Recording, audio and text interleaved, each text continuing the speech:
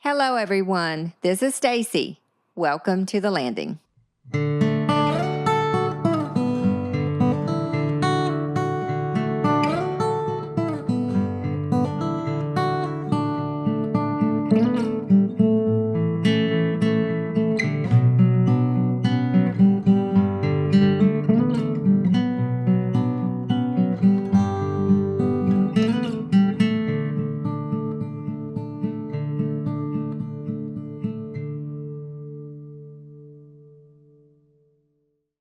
Today we are continuing part 2 of a conversation with a truly special Down East local. He's a hardworking man who had spent his entire life here, and when you talk with him, you quickly realize that he knows the water in a way that few people do. Mr. Rodney knows it from the joy of being on the water, the memories made there, and the freedom it brings. But he also knows the water as a way of life, a source of work, and an industry that has shaped generations of Down East families. His stories give us a glimpse into not just the water, but the people, the work, family, and the way of life that makes this place so special. We are lucky to call him one of our own, so let's pick up right where we left off and continue our conversation. So you've made the comment that you enjoy any of it. Yeah. Do you have one that you enjoy more than another? I enjoy gill net fishing better than anything else. Yeah. To me, seeing that net come up sucked full of fish, it just does something for you. Mm-hmm. I remember times just setting a little bit of net because I was afraid I would catch too many fish, couldn't carry them. Oh, wow. I remember one time I marked a place, school of fish, east of the Cape. It was off about 70 foot of water. What do you mean by marked? On the scope, Okay. it would mark and show the school of fish. Mm-hmm. Okay. And I know that day she marked that school of croakers 55 foot deep. I set about 300 yards on the front edge of it and caught 9,300 some pounds. Oh my goodness. I had a bunch of net on the boat, but I wouldn't set any more than that until I could find out what the situation was, because I could have took the net, all the net, and set a dozen boats. I wouldn't have carried it, Yes. I mean, it was just one of those things. Yeah. Wow. Yeah. Oh my goodness. Now you've done it all. You've done clamming, oystering, shrimping, done it all. Yeah. Yeah. We clammed back in the day for 3 cents a pound. You could, on a wire basket, you could put 100 pounds on it, but you had to round it way up. Mm-hmm. That was $3. That's crazy. Yeah. Oh my goodness, that's crazy. Yeah. I'm gonna be telling how old I am here. I keep talking like this. It was a long time ago. I'll just say it like just say it like that. And I'm not 80 yet, so. I love it. But anyhow. What's your favorite seafood to eat? Well, that's a hard one. That's a hard one. I ate enough fried scallop one time to kill any normal person. That's so good. So good. Fried bluefish is as good a thing as I want to eat in the fish line. Mm-hmm. And fried scallops is right smart good. So good. Yeah. That's sweet. Clams. Mary takes and makes clam fritters. Lord have mercy. I can eat some of them. So good. Yeah. Oh my goodness. Is there a seafood that you don't like to eat? I never did care for oysters. Really? Yeah. And that's my favorite. I come up, my family, everybody ate oysters, Mm-hmm. I didn't like them. I just didn't like them. Yeah. I love it. The saltier, the better. I love it. Oh. I picked up a many a one, and anybody that seen me picking up oysters, they could bet that they were for somebody else. They weren't for you. They weren't for me. So you like conchs? I've eaten conchs a few times, and if they're cooked like I like them cooked, yes. Yeah. I tried them one time. Lady to Beaufort cooked some. We had a guy from Beaufort on the boat with us. I was fishing with Granddad then, and his mother cooked some, and they were all big chunks and like chewy and messy. It didn't appeal to me. No. You know. No.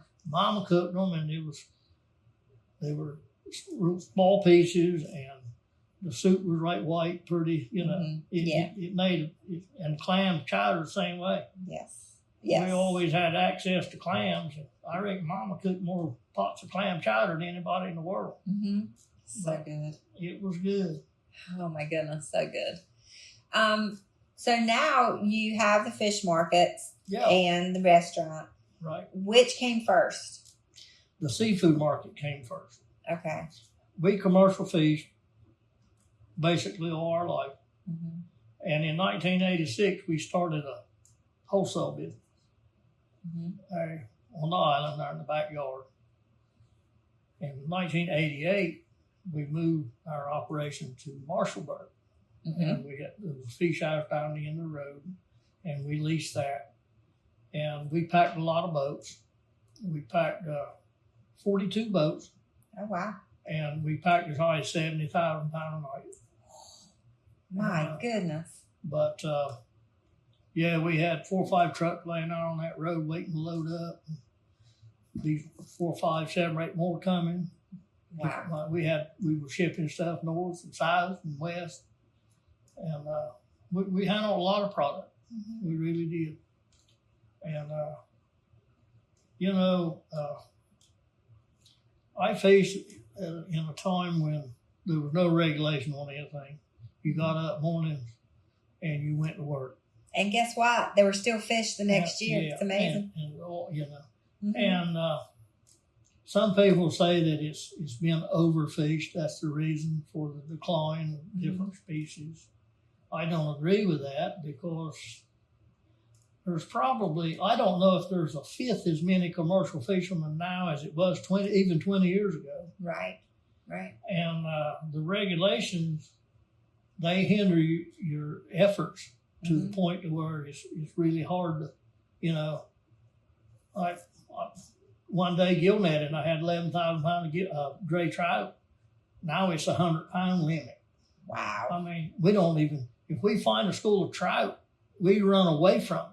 Right. Because you can accidentally, trying to not catch trout, you can accidentally catch 100 pounds. Right. Wow. We wouldn't dare set on a school of trout like I have done.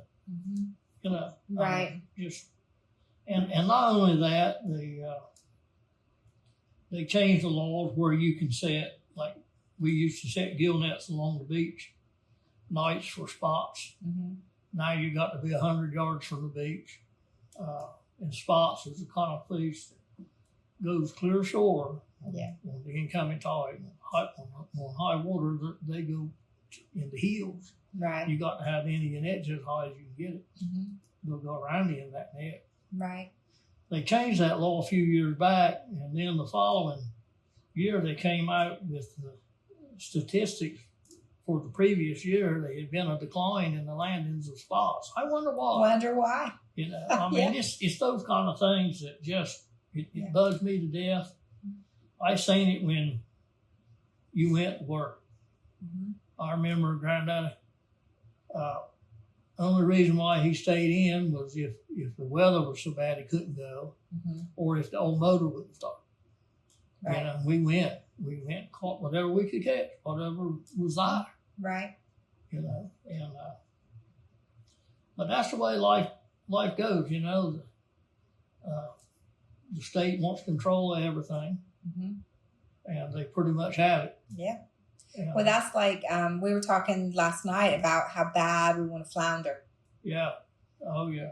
Well, good luck. Yeah, that's right. So we actually have flounder in our market, but it comes from the ocean north. It can't be North Carolina flounder. I mean, we get in big trouble. Right. But we had to do what we had to do. Yes. I told the river keeper and the water keeper guys one day, they wanted some information on why the decline of certain species, the fish. I said, well, everybody knows what that is. They said, what do you mean? I said, well, it's water quality. And, oh, no, they started. I said, well, look, everything from Raleigh to the coast uses the Neuse River as the city dump. Yeah. All the chemicals. I told them, I said, we have a problem that will never be addressed. And of course, they wanted to know, and I told them. You have major corporations that's manufacturing tons and tons of toxic chemicals, and it ends up in the water. And when that fish goes there and lays that egg, it just don't work. Right. It just don't work. It don't happen. And that's the reason for the decline. If anybody wants to agree with it or not, that's their privilege. But that is the real reason. Yeah. It's not because it's overfished. No, like absolutely not. That's just like I said, there's a whole lot less commercial fishermen, and with the regulations, they're not allowed to catch. You know, that's like speckled trout. We can have 75 fish. Well, you know, I've caught thousands of pounds of speckled trout. Yeah. And but that's over with. Yeah. You see what I mean? Yes. It just It's craziness. It's Now, when you started doing the wholesale stuff, how did you? This might seem like a strange question. I don't know how I'm saying. How did you make those connections? Because I know that you locally knew everybody, but to make the connections with what you had, because you went states over. Yeah. Well, I went hauling one night and caught a big catch of fish. And I called fish out for a run boat. Well, they didn't send the run boat. Well, it was early in the season. The water was still hot. And when you bunch up those fish in a close area, they smother to death. Right.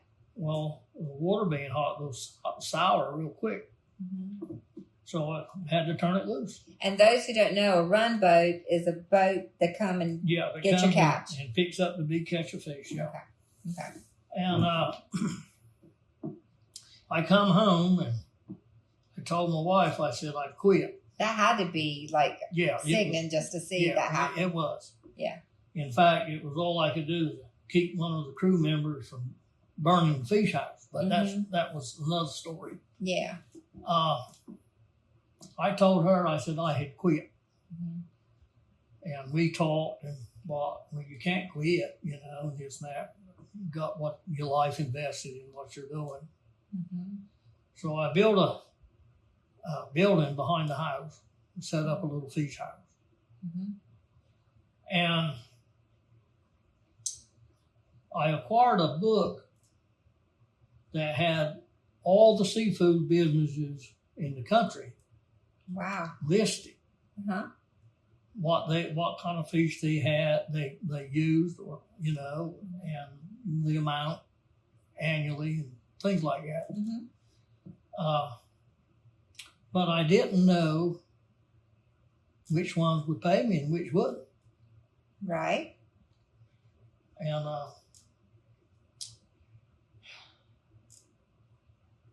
Alan Chadwick had the fish house in Marshallburg, and he was getting ready to give up the lease on it. And he called me.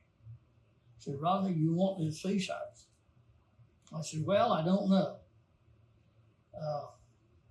But I'll tell you what I'll do. I'll pay the lease on the fish house, or the rent. I'll pay the rent on the fish house for the next 3 months until the fall starts. And I'll decide in the meantime whether to keep on or not.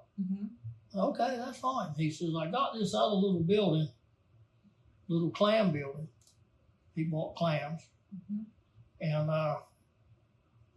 he says, if we just turn it loose, there's another outfit would come take it and buy clams here. He said, I want to be able to buy clams and somebody take the fish house and use it for fish or shrimp or whatever. I said, well, and I'll tell you what. After the few months, we had got our minds together on what we were going to do, my wife and I. But I told Alan, I says, we'll take the fish house. We'll keep the fish house. And as long as you want to buy a clam, I promise you I'll never buy a clam. And that's the way it went. Fair enough. Yep. You know? I got acquainted with the guy. He had a little place on Harker's Island. He was from Selma. He had a little retail market in Selma that his wife ran. he would come down here and fish and catch sea mullets and all that stuff. And carry on to sell them. Well, he also bought fish from Jack Lee's outfit in Hampstead. One of their trucks would come by his place, and he bought different product from them. Right. And if he had more of something that he needed, that he had caught himself, he would sell it to Jack Lee's truck. Right. Anyhow, that's how we actually. I built that little fish house in the backyard and welded up a fish tank and the whole deal, conveyor table and all. And that's how we got started. Was through that man. So he, So he would get some from you, and so forth. And then I got hung up with Alvin. Told me when he offered the fish house, he told me about Bobby Provost. He had the Red Barn Seafood. Well, they had been down east. They used to do a lot of clam kicking, boatloads of clams. His truck would come down here and buy clams, truckloads. Well, the red tide hit. That was in '86. Right. The red tide hit. Well, the shellfish industry was dead. Well, him and there was another woman that worked together with him. She had a truck also. But their truck was parked, nothing to put on. Right. So it worked out to where when we were packing fish, they were hauling freight for us. So, and he knew everybody up there, up north where most of the product went. He knew everybody. And I'd ask him, I said, Bobby, what about so-and-so? They handle croakers and trout and what, And he said, yes, they're kind of shady, though. You might want to stay away from them. So then he was a big help. Oh, my land. A tremendous help. Yeah. It's unbelievable. Well, see, like you say, one hand washes the other. We had product need to be shipped. He had trucks with nothing to put on. So there you go. There you go. And we talked, He said, yes, said they're good, their money's good. Said, but they don't pay you but every 30 days. So if you send 2 or 3, 4 shipments a week, and 30 days later you're going to get paid for the first one. Yeah. Somebody's going to have a little capital to work with. I had $1,200 when I went in the seafood business. That's what I had, and believe me, that don't go far on catching boatloads of fish, but and packing them and so forth. But then there was one we sold to send you a check every 7 days, and this one would pay you every 2 weeks or something, Right. Well, they're the ones that got the most product. And we had them days, there was a bunch of little trucks that would come by 1,000 pounds, 1,500 pounds, and they usually paid you on the spot. Right. Well, that kind of worked in our favor a whole lot because we didn't have any backing, It was like, I told my wife when we started, I said, one thing about it, we can't lose a whole lot going in it with $1,200. Right. Yeah. But we handled a lot of product and we made a little money, We've done other things and so forth. Yeah. Now, while you were doing this and getting off the ground, were you still fishing? Oh, yeah. Oh, yeah, absolutely. You've always, you still do, right? Well, not as much so as I used to, but I'm tied up a lot in Beaufort with our businesses down there. Yes. And help. It's hard to find help. Somebody asked me where all the good deckhands were. I said, well, they all stay there in that same place, right out there in the Virgin Bay Cemetery. They're all dead and gone. Right. Yeah. And it's I laugh, but it's sad. Yeah. And it's not only people don't want to do it, and they don't know how to do it. They don't know how. Mm-hmm. And they don't want to do hard work. They don't want to learn anymore. They don't want to learn. If they learn how to do something, then they're going to have to work. You know? I remember not long ago, y'all were advertising needing someone to break down fish. Yeah. A butcher for. Yeah. You had a tough time finding somebody. Well, it's always been tough. Mm-hmm. It's always been tough. My two daughters, they've been so much help. It's unbelievable how much help they've been. Heather, she mostly tends to the seafood market, and Becky's tending to the restaurant. And Mary, she'll help them ordering product and stuff. She does that from home. Right. She's had a lot of health issues and stuff. But yeah, you definitely have got two hard-working daughters. My gracious. Yeah, I know. They do a good job. Yeah. So, but within your family, they still are doing it, right? Still keeping it together. Oh yeah. Yeah. The girls, when they were little, I carried on flounder fishing with me. Gigging flounder. Them days you could go anytime you wanted to, catch as many as you want. And they get all excited. They were little. And they get up there on the head skiff, and instead of pushing forward, they would push side to side. I'd have to help nudge the boat along a little bit, I said, honey, you got to cover some ground. Well, it weren't long after that, they got their own boats, and they got trolling motors. They cheated. Cheated, they got smart. I don't know. Yeah, smart. They were smarter than I was. I've never used a trolling motor, and but I'll tell you, they would catch a lot of fish. I tried to tell them what little bit I knew, but they learned a whole lot by going a whole lot. Yes, and that's how you learn. That's how you learn by going a lot.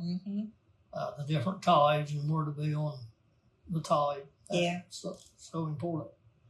But they got one hanging on the wall down there in the seafood market.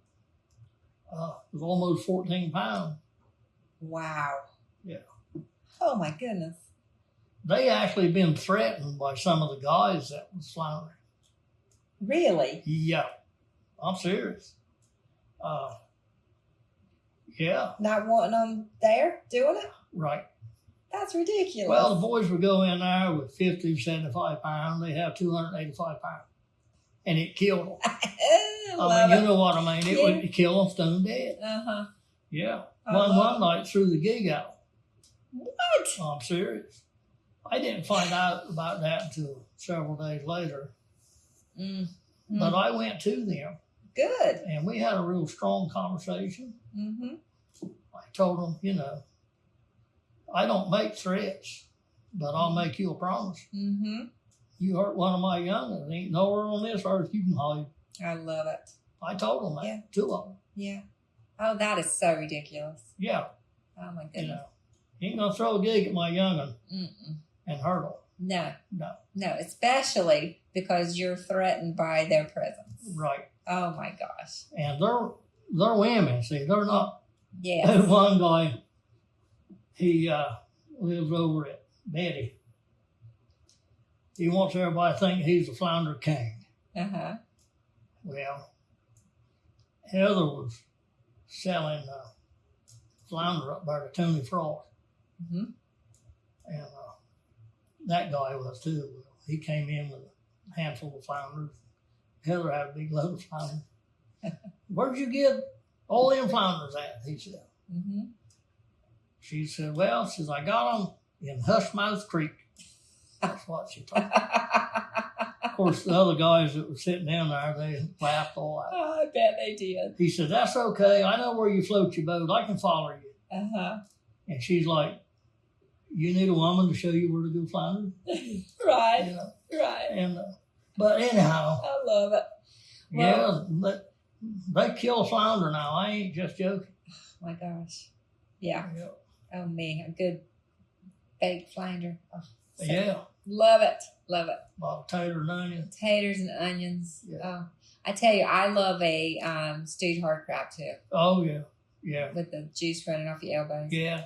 Yeah, you got to buckle up your sleeves, like they say. You got to. Eat them. Yeah. Now, one thing that I love about your restaurant is that you cook that kind of stuff. It's not just fried shrimp. Oh, yeah. I mean, you do absolutely all the things. Becky is one of the chef ambassadors for NC Catch. Uh-huh. And I'll tell you what, that young'un can come up with recipes now and what goes with what food, you know? Yes. And it's amazing some of the stuff that she comes up with. And every night they're open, they're packed out. Yeah. Oh, yeah. There'll be a line waiting outside. Have to call for a reservation, you know, in advance. Well, it's fresh seafood, and it's authentically cooked seafood. It's all the seafood that she cooks in that restaurant comes through our seafood market. And I've told other people, I've been associated with seafood for 65 years. I know what it looks like and what it's supposed to be. Right. Nobody can fool me about anything on that. Right. You know. Right. She's got on the marquee that freshness never goes out of style. I love that. Yeah. Yeah. And that's the key thing, you know. And I've got a little theory on how to, like they would say, get to the bottom line. You know, most places you go, they'll buy imported product, and they'll buy it as cheap as they can get it, and charge the most they can possibly get. And that's how they get to their bottom line. Yeah. Well, my idea is a little different. My idea is to use local, fresh seafood, and people find out about it. Now, if we were like all the rest that use the same product as all the rest, customers just will go anywhere. Right. But the reason they want to come to our place is because it's different. It is different. And it's absolute difference. But it's sad to me that different means local, because you would think, you know, but it's not the case. I know one of the guys that runs one of the restaurants downtown. Friday, the 3rd of July, they served 190 people. Friday, the 3rd of July, Becky served over 500. Wow. And that's how I get to the bottom line. Wow. There you go. Preach. Yeah. That's right. I mean, it's like pretty say, simple. Yeah, proof is in the pudding, like they say. Yeah. Well, if you build it, they will come, right? Yeah. And that's my theory of how to get to the bottom line. Oh, I love it. I love it. Yeah. And it is different, folks. People call me, Rod, we want to come out to your place such and such a night. I tell them, I said, well, make reservations because it packs out every night. In the wintertime, it packs out. Yeah. You know, I mean, it just does. Yeah. Yeah. And you're like treated good. The good. Lord's blessed us a whole lot. Yeah. We work hard. All of us have worked hard. Yes, you have. But the Lord's blessed us a whole lot. And that's the truth. And you've not forgotten to stop and be grateful, which absolutely matters greatly. Never forget where I come from, how hard I come up, you know. Yeah. Oh, yeah, for sure. And I love to catch seafood. Yeah. I just love it. Well, I wish they could see you, because when you've been talking about it, the smile that comes on your face when you think about it, I love it. Yeah. Is there anything that we haven't touched on that you would like to share? Well, I don't know. We covered most all the bases, I think. I have enjoyed it. Our time is flying by. Well, our family is known for being extremely sociable. So any of us will talk to you, believe me. Any of us will talk to you. I love it. And that is another ingredient in a successful business. Yeah. Because people love you. We greet people when they come in the seafood market. I talk with them just like I've known them 1,000 years. Yeah. Some I've never seen before. Mm-hmm. And try to treat everybody as courteous as we can and try to furnish their needs. Well, I've been in your market and your restaurant several times, of course, but I have felt this, what I'm about to say, but I've also witnessed it. You always make it known that you appreciate their business. Oh yeah, absolutely. And that matters. Oh, it sure does. You know? I've been in some stores, different stores, and when you're standing in line, they ring you up for what product you have, and there's no conversation. It's just click, click, click, click, and you're going next. Yeah, yeah. And we try to have a somewhat of a relationship with our customers so they feel comfortable, and if something they want that we don't have, we'll try our best to have it next time, you know? Yeah. Oh, for sure. And, you know, I mean, I've gone in there and bought stuff for a reception, like lots quantities, but I stopped the last time I went and I bought a container of the shrimp pasta salad. Like that was it. But Heather, she appreciated me both times. Oh, yeah, you know? Absolutely. So we sell, I started to say tons of that. It is so shrimp good. salad.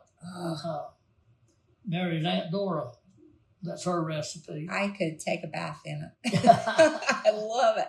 Yeah. I've had women come in and look there in that refrigerator, that glass door, and not see it.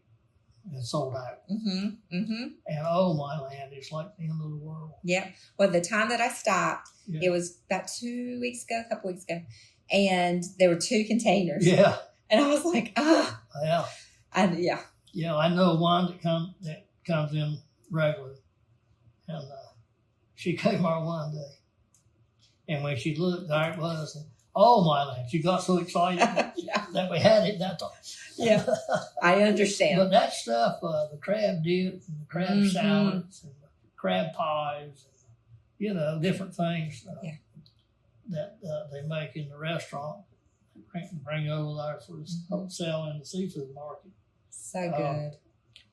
It goes quick. The fritters, don't you do those sometimes? Or what are they called? Not fritters. She has done that, but crab cakes. Crab cakes, that's what I'm thinking about. They can make crab cakes. Yeah. And there's crab meat in them, folks. Oh, yeah. She uses that jumbo lump, and it's she'll make a big pan of that mix and portions it up and so forth. Yeah. And, it's good stuff. Yeah, we sell them over there all the time. Good. Sure. Well, I appreciate you, and I really have. I've enjoyed this the best. Anytime you want to come back, just let me know. Okay. I will. That's the deal. All righty. All right. You have a good day. Okay. Thank you.